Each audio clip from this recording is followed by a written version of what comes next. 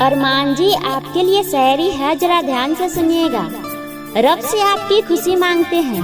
अरमान जी, रब से आपकी खुशी मांगते हैं, दुआओं में आपकी हंसी मांगते हैं। सोचते हैं आपसे क्या मांगे, चलो आपसे उम्र भर की मोहब्बत मांगते हैं। मेरी जिंदगी की खुली किताब हो तुम।